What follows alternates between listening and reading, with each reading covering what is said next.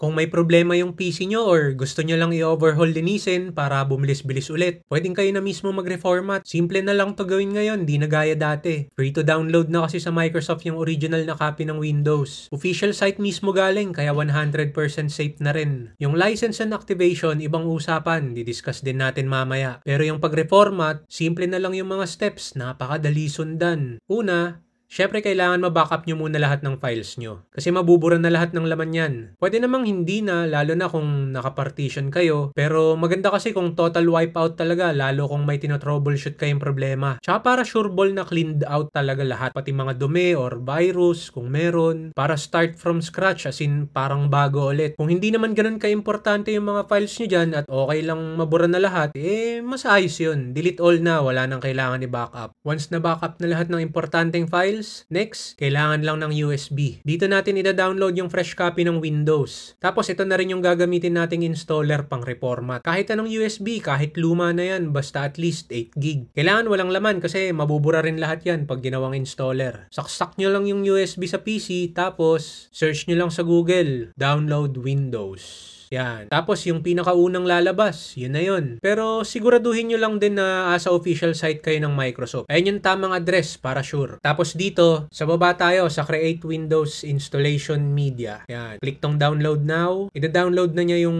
media creation tool na program. Maliit lang yan. Pagka-download, run nyo lang.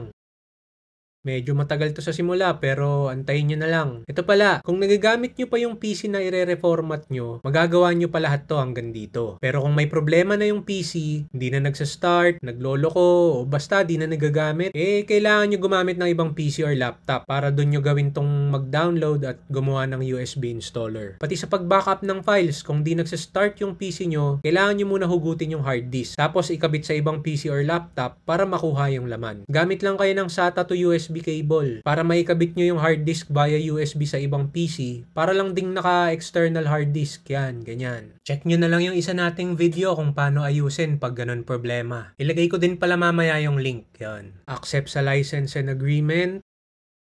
Ayan, pagdating dito tayo sa second option, Create Installer. Dito, automatic na niya i-detect kung anong latest version ng Windows ang compatible. Windows 11 kasi ang pinakabago at the time of this video. Pero kung hindi pasok yung specs ng PC nyo, siya na magde-detect. Gaya niya no, hanggang Windows 10 lang daw kaya nito. Pwede nyo naman piliin kung alam nyo talaga. Uncheck nyo lang to, tapos set nyo yan dyan sa drop down kung ano gusto nyo. Tapos next, USB tayo. Ayan, piliin nyo lang yung USB nyo. Tapos yan, mag-start na siya. Ida-download nyo muna yung Windows, tapos ifo-format na niya yung USB para gawing bootable na Windows installer. Isang diretsong process na yan. Fast forward na natin to kasi matagal to. Kung may gagawin kayo dyan sa bahay, pwede nyo muna iwan to. Maglaro muna kayo o manood muna kayo ng port. Tapos pagtapos na, pwede na i-restart.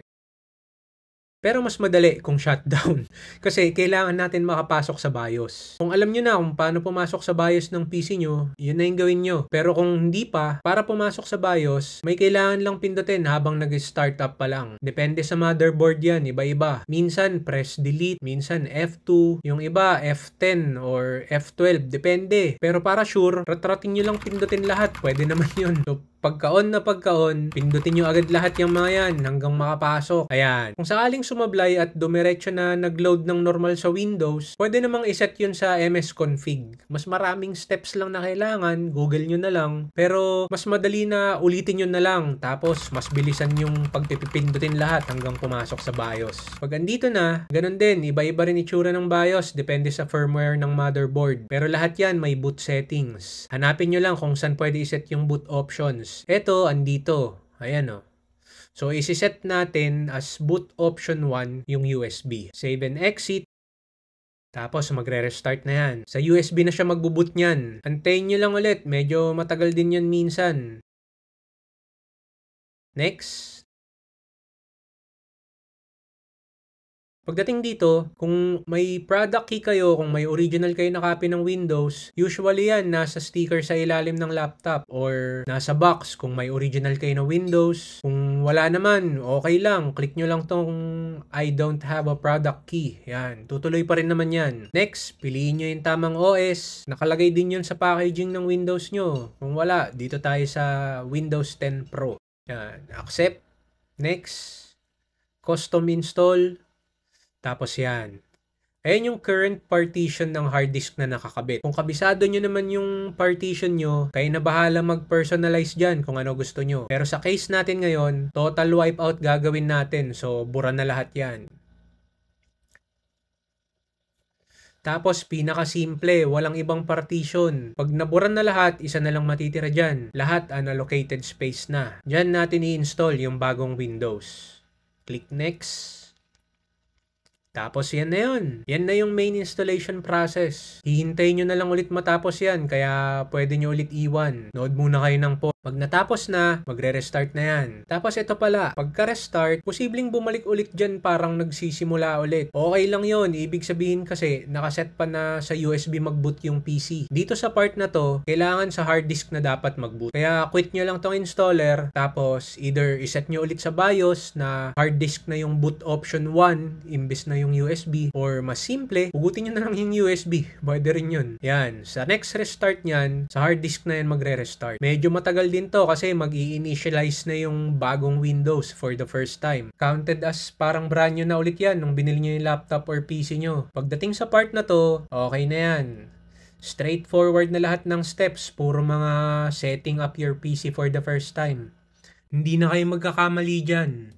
PC name, password, security question, wifi, ganon. Tapos mga basic settings. Yung iba dyan, pwedeng palitan anytime, kaya huwag kayo masyado ma-conscious. Kung nahirapan kayo mag-isip, kahit ano piliin nyo, palitan nyo na lang ulit mamaya. Forward na lang natin yung mga loading times. Tapos, pagdating sa last part, Chenin! Tapos na. Back to stock na ulit yung Windows nyo. Bare pa lang yan, as in fresh new Windows lang naka-install. Bago kayo ma-excite na mag-i-install ng mga programs at games, unahin nyo muna i-activate yung Windows. Gaya ng sinabi ko kanina, kung may original kayo na copy, enter nyo lang yung product key. Pero kung wala, okay lang din. May paraan naman. Search nyo na lang. Di na natin i-cover dito sa video na to, pero sobrang dali lang. Search nyo na lang. Sobrang dami ng tutorial kung paano gawin yon. Kung kailangan nyo ng guide, comment lang kayo, doon na lang tayo magbulungan. Ayun, after ma-activate, run nyo muna yung Windows Update. Ubusin nyo lahat ng updates na meron para pati mga drivers ma-install din. Kung may kopya kayo, mas maganda. Tapos last, antivirus. Para safety agad. After nun, kahit ano na i-install nyo next, pwede na lahat.